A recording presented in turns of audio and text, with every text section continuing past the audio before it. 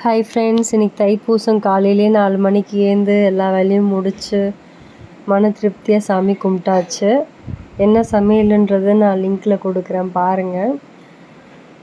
So பெருமாளுக்கு தனி விளக்கு, குருக்கு தனி விளக்கு, முருகருக்கு தனி விளக்கு போட்டு அந்த ஓம்க்கு நம்ம மனசார அபிஷேகம் பண்ணியாச்சு. விநாயகரோட ஆசீர்வாதத்தோடு தொடங்கி மன திருப்தியாக இன்றைக்கி வேண்டி கும்பிட்டாச்சு. ஸோ தைப்பூசன்றது இப்படி தான் இருக்கணும், அப்படி தான் இருக்கணும்னு நிறைய பேர் சொல்லுவாங்க. அந்த மாதிரிலாம் கிடையாது. உங்களுக்கு பிடிச்ச மாதிரி நீங்கள் வேணுனாலே போதும். ஒன்றுமே பண்ண முடியலையா, கோயிலுக்கு கூட நீங்கள் கும்பிடலாம். இல்லை கோயிலுக்கு போக முடியலையா, வீட்டில் கூட சிம்பிளாக கும்பிடலாம். ஃபஸ்ட்டு நான் நார்மல் தண்ணியில் அபிஷேகம் பண்ணிட்டேன். அடுத்தது மஞ்சளை அபிஷேகமாக நான் ஊற்றிருக்கேன். அடுத்தது பார்த்திங்கன்னா குங்குமம். இந்த குங்குமத்தோட 3வதாக நம்ம ஊற்றியாச்சு.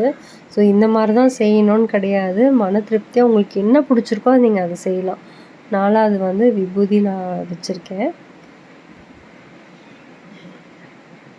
கை ஈரமாக இருந்ததுனால நல்லா ஒட்டிக்கிடுச்சு. ஸோ விபூதிக்கு அப்புறம் தேன் ஊற்றி மொத்தம் 6 படை வீடுன்றதுனால 6 வகையான இதுவும் நம்ம பண்ணியிருக்கேன். இப்படி தான் பண்ணோன்னு கிடையாது, உங்களுக்கு பிடிச்ச மாதிரி பண்ணலாம். இது ரொம்ப ரொம்ப முக்கியமானது பால் அபிஷேகம். கடைசியாக நான் பால் அபிஷேகம் பண்ணியிருக்கேன். தைப்பூசத்துக்கு முக்கியமானது இந்த பால் தான். உங்களால் இந்த மாதிரி எதுவும் செய்ய முடியலனாலும் ஜஸ்ட் ஒரு பால் மாதிரி வச்சு கூட நீங்கள் கும்பிட்டுக்கலாம். ஸோ இப்படி தான் என்னோடய தைப்பூசம் முருகருக்கு கூட போயிடுச்சு. ஸோ இதுக்கப்புறம் நான் கோயிலுக்கு கிளம்பி போக போகிறேன். கோயிலுக்கு போயிட்டு வரப்போகிறேன். அது என்னால் முடிஞ்சது அன்னதானமும் கொடுக்க போகிறேன். பால் பாயாசம் வச்சு சாமி கும்பிட்டாச்சு நெய்வேத்தியமாக. கந்த சஷ்டி கவசம் போட்டுக்கிட்டே தான் நான் விளக்கேற்றினேன். மனசுக்கு அவ்வளோ ஆறுதலாகவும் நிம்மதியாகவும் இருந்தது. பிடிச்சிருந்தா லைக் பண்ணுங்கள், சப்ஸ்கிரைப் பண்ணுங்கள், ஷேர் பண்ணுங்கள். தேங்க்யூ.